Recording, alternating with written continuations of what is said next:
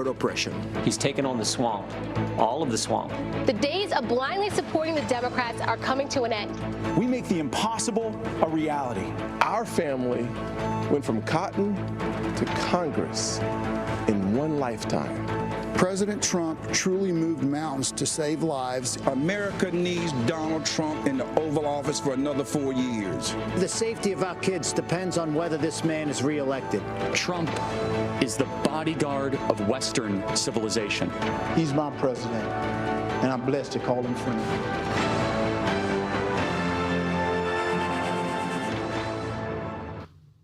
All right, that was just a glimpse into some of the most powerful moments from last night's kickoff of the Republican National Committee.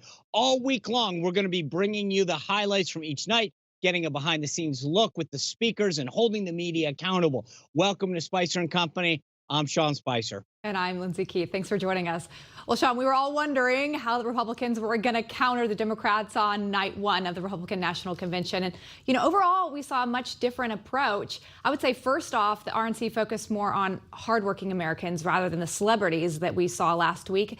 And something else that we saw was a lot more policy, something that the DNC was almost devoid of. And I would go as far to say, Sean, that there was more policy in night one of the RNC than all 4 nights of the DNC. I mean, it was a huge and stark contrast, Lindsay. Every single one of those speakers was talking about how the president's policies impacted them and why we need to continue forward. It was unbelievable. And I think you're right. It drew a massive contrast right away. Yeah, and we saw people give their experiences, not just talking, in generalities, as which I think we saw a lot of last week, people talking about these general terms, why you shouldn't vote Republican, or just talking about the character of Biden. But they didn't give you strong reasons beyond that. But we saw not only from President Trump with his few appearances, but also from all the speakers, their experiences with him, his policies, and also their own personal stories of success of being immigrants or his friends or working with him. And I thought that was really powerful to not just talk about why you should, but give true hard fact examples. Exactly. It was a great kickoff for them in so many ways, both speaker diversity, tone and message, and production value all hit it out of the park. Yeah, and I think that we're going to expect a lot more, hopefully, from night two. We'll see what they can bring to the table. I know we have a lot of good speakers on the docket tonight, so excited to watch some of them as well. All right, well, let's bring in the chair, or the co-chair, rather, of the Republican National Committee, Tommy Hicks. Tommy, welcome back to the show. Thanks, Sean. Thanks for having me on. All right, man. In a COVID virtual world, I got to admit, I was a little nervous going in last night. I was watching it and saying to myself, okay, the Democrats have the star power. They got the Hollywood folks. They got the production teams, the New York, ad execs, et cetera. So admittedly a little nervous. Holy smokes, man. You guys killed it. How did you feel when Tim Scott's speech wrapped up and you had day one in the bag? What a day. We had a great day. It was a stark contrast from what we saw last week with the Democrats, who were basically united only in their hatred for Trump and their love for big government socialist programs.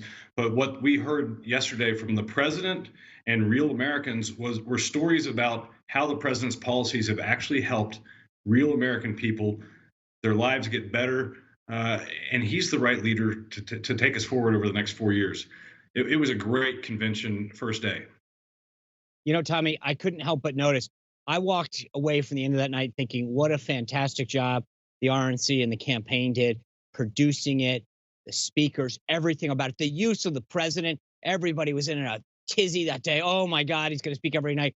Amazing use of the president yesterday. But then you start looking at the media coverage. I want to show you some of this from the first night of the RNC compared to the first night of the DNC. On the top is the CNN headline from last week. The article highlighted the best parts of the first night of the DNC. On the bottom is the CNN headline from this morning. It says, first night of Republican National Convention features more dishonesty than 4 nights of the DNC. Now, first of all, I don't know what the heck they meant by that. All week long at the DNC, they were talking about Republicans don't want you to vote and take away your vote and da-da-da-da, which is an utter and complete lie. Tommy, are you guys concerned at all about the way the media is covering this? Well, first of all, CNN's ratings are terrible, so I'm not sure who's really seeing that. But the American people are smart. That's why we have a growing silent majority And we've got a 2 million person grassroots army who's hanging on every word of what our platform is about and how we're going to tell the story about how great this president is, or has been the last 3.5 years, but will be for the next 4 years, and will take America into the rest of the 21st century as the leader of the world. So I want to show you, keep going down this train track, if you will. Here's the New York Times. On the top is the headline from last week: watch 4 moments that mattered on the first night of the DNC. On the bottom is from this morning's New York Times: nominating Trump, Republicans rewrite his record. Same thing. I mean, the uphill battle that you guys have and face from the mainstream media is just astonishing how you guys do this. From what I saw last night, I can't believe that any objective person doesn't look at that and say, you know what, I may be a Biden supporter, I may be a Democrat, but the Republicans did a good job. They did a great job. We did a great job. We're hearing from people all over the country, Republicans, independents, Democrats, who think we did a great job of telling a story and making the case for President Trump. And this is just day one. We have tonight's going to be a terrific night with the first lady, first family, and other very important speakers such as Secretary Pompeo, Senator Paul. A lot of inspirational stories down the line too, and we've got another 2 days after that. So we'll have 4 days of great narrative that talks about just how important it is we reelect this president. So you mentioned some of them. You're right. First Lady Melania Trump, Secretary of State Mike Pompeo, Senator Rand Paul, Iowa Governor Kim Reynolds, Nick Sandmann, who is the Covington High School Catholic School, Abby Johnson. She'll be with us a little later. Eric Trump, Tiffany Trump. Are they going to equally talk about as much policy as we heard last night and really show that contrast that we didn't see much of last week at the DNC? We're going to hear a lot about policy. We're going to hear a lot of stories, individual stories about how this president's policies have benefited people, all Americans.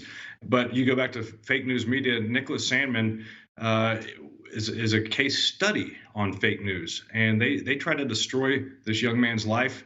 And thankfully, he's been vindicated. Tommy, you guys, there was a lot of, as I mentioned, hoopla about the president speaking. I thought you guys used him really well last night.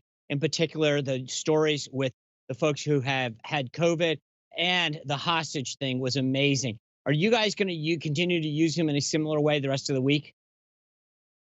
Well, Sean, you know this, but if the American people saw the personal side of the president, how much he loves people, how much he likes to talk to everyday Americans, yes, we should highlight that, because I think that's really important. You know, the president works 18, 20 hours a day, and he spends a lot of his time talking to everyday Americans. Yeah. Tommy, congratulations on a great night one. Excited for the next 3. Hope to hear you back at the end and see what you thought of the whole thing, but I wish you a lot of luck. Thanks, Sean. All right. Still to come, our coverage of the RNC is just getting started. Up next, Arizona Senator Martha McSally will break down what Trump has to do to win her state. And you heard this part of his speech at the top of the show. And now congressional candidate Sean Parnell is speaking with us a night after he addressed the committee. All that and a lot more ahead on Spicer and Company.